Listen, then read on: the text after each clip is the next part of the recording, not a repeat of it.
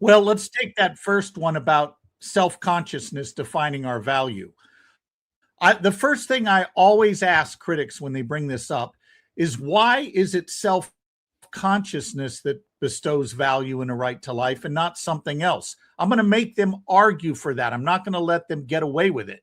Then I'm going to ask this question: how conscious do I have to be not to be killed? And I'm going to make them argue for that. I'm not going to let them just assert it. Too often as pro-lifers, we assume the burden of proof when we're not the one making the claim, they are. I mean, if I say to you, there's pink elephants dancing above your head right now, you don't have the burden of proof. I do, because I made the claim.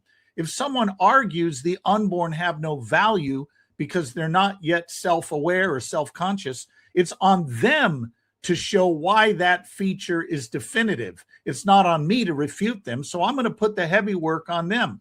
But again, I can also point this out. What do they mean by self-awareness? Do they mean actual self-awareness? Well, that means I can be killed when I'm sleeping tonight. Or do they mean having the immediately exercisable capacity for self-awareness? Well, that would protect me while I'm sleeping at night, but not when I'm under anesthesia for surgery. Or do they mean having a basic natural capacity for self-awareness? Well, if they mean that, I'm protected while sleeping, I'm protected while under surgery. But guess who else has that same natural capacity, even though it's not yet developed? The unborn. So I'm going to make them define what they mean.